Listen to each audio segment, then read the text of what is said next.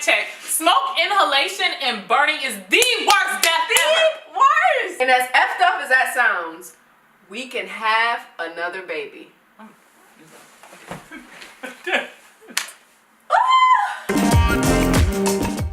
To be the last and final one? Yes. Okay. So I need some water. Go ahead, I'm kidding. Go ahead. they were talking about who comes first, your children or your spouse, and we were talking about men. So it was women talking about your children or your husband. So it was a whole lot of conversation, but this is the one that stood out to me. Is this the one? It was like the order of life, right? Like kind of. Yeah, it's that one too, but she said, that's not it. She was replying to something. Let's say there's a burning building and I can save my child or I can save my husband. Who's she gonna save first? I'm saving my husband. I don't want to raise a child without a spouse if I can help it. As if there are not so many single women out here raising children. My child can't help me more. My child cannot help me mourn the loss of my husband. My child can't help me fill the void by my soulmate. And what kind of mother would that leave me to be? No, I'm saving him. Life is hard. Let that baby miss the turmoil and die in bliss. Die in bliss. I don't know what that looks like. Wait, fact check. Smoke inhalation and burning is the worst death ever. Worst. And as effed up as that sounds, we can have another baby. I'm done. I'm done. What is wrong with you? What's wrong with you? What's wrong with y'all? You niggas are crazy. I feel like that is how I feel. How? Like why you gotta save your husband? That's my first question. Why do you have to save? Shouldn't your husband be saved? Isn't he the protector? Ain't he supposed to be the protector? Shouldn't he be scooping you and your child up? So shouldn't he be sacrificing and putting his life on the line? If you want to talk about church and the order of the church, the man is to be sacrificing his life for the welfare of the family, not you. You out of order, sister.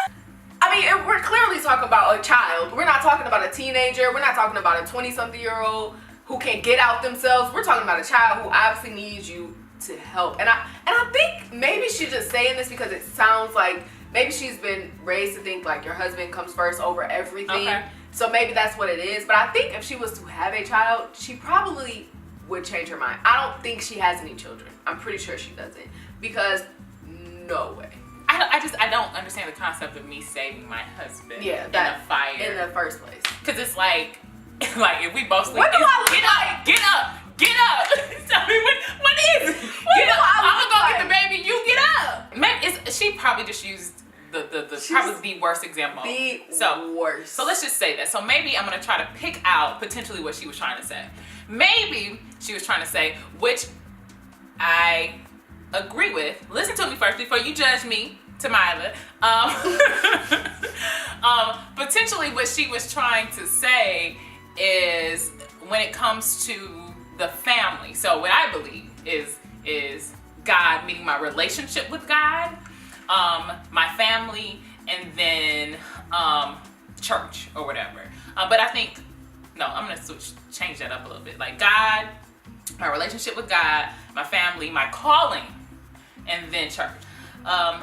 Within the family line, I believe there have been so many conversations about who comes first, your children or your husband as a wife. And I believe that your husband comes first because we started this thing and we have to keep this thing going, and we are a unit and we are one. Basically meaning you can't separate us. So if I'm not taking care of my arm, if I'm not taking care of a part of my body, then I'm not really taking care of myself. And so just as much as I pour into him, he would pour into me, and then we can pour into others. So that's why I would put him first. The idea in the ideal relationship is that because we both love our children and we love them to life, and we can't love them anymore, that he knows essentially how far I would go, and I know how far he would. I know, I do get that. I guess I wonder why somebody has to come first. I'm really trying to figure out where that whole argument came from, because obviously there are different, it's going to change at different times. Obviously, if you have a situation where maybe one of your children is in the hospital and your husband needs you to be home to take care of his needs, you know what I mean? Obviously, you're going to tend to your child, you know what I mean? So I think it depends on situations, and I don't necessarily, and even to think about like who eats first, that's a whole nother thing. And it's like, I don't know, I'm just making plates. I'm already mad, I'm in here cooking anyway. I'm just making plates, okay? If my husband is not home and he don't get home until 9 o'clock and I'm serving food at 6, obviously my children are going to eat. I'm not going to wait for my husband to get home for my kids to eat. So I saw that growing up. And it didn't do anything for me except make me mad at my daddy because I was really hungry. Be pissed. What do you think is on now?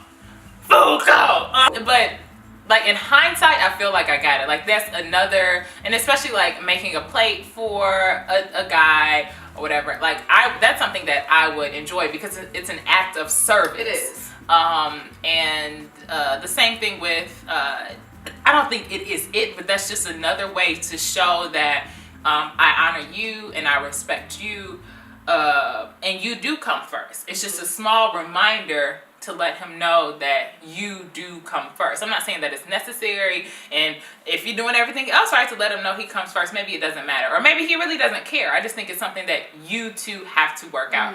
But I, for sure, am not gonna save you in no fire. So I'll be in the middle. I'll be in the middle and I'll be watching, and donate to Good Girl Radio, and we want 100 million subscribers. We do.